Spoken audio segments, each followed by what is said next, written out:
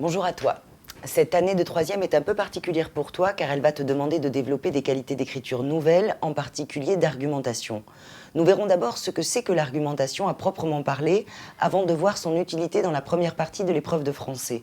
Nous verrons enfin comment bien traiter la partie argumentative du brevet de français, c'est-à-dire la sacro-sainte épreuve de rédaction. Qu'est-ce qu'une argumentation ? C'est avant tout la faculté à construire des réponses ou des raisonnements qui soient structurés et qui s'appuient sur une démonstration logique. Tu pratiques sans doute déjà l'argumentation sans le savoir. Un exemple, tu es au cinéma en famille et on t'accuse d'avoir fini tous les pop-corns pendant les bandes annonces alors que le film n'a même pas commencé. Ton premier réflexe est bien évidemment de dire « c'est pas vrai ». Mais très vite, tu te rends bien compte qu'il te faudra développer un peu plus ton système de défense. Tu vas donc ajouter « c'est pas moi ». Puis, pour te dédouaner complètement, tu finiras peut-être par asséner « c'est Louis ». D'une certaine façon, tu viens de te lancer dans une argumentation. Maintenant, suppose qu'on t'accuse toujours. Les reproches fusent, tu vas alors te défendre en déclarant.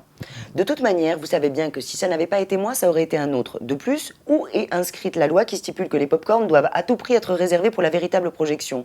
Le fait de les manger pendant les publicités en affaiblirait-il le goût ? En outre, manger des pop-corns, ça fait du bruit et il vaut mieux que ces nuisances sonores se fassent durant les bandes annonces car on sait bien que les autres spectateurs se moquent d'être gênés pendant ce moment-là. Par contre, le temps de la projection est sacré. Croquer des pop-corns pendant le film sera en quelque sorte un sacrilège, une offense faite aux autres. Je dirais même plus un manque de respect. D'ailleurs, vous n'ignorez sans doute pas que certains cinémas proscrivent totalement l'usage de toute forme de nourriture pendant la projection d'un film. Après tout, il faut respecter l'art. Sommes-nous des hommes ou de simples animaux, que diable ?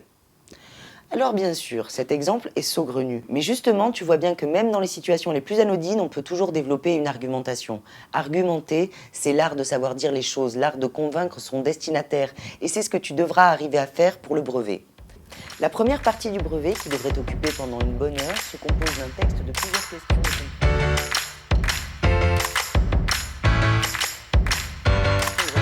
choisissent le sujet d'invention en cas de facilité. Le sujet d'argumentation peut choisir de favoriser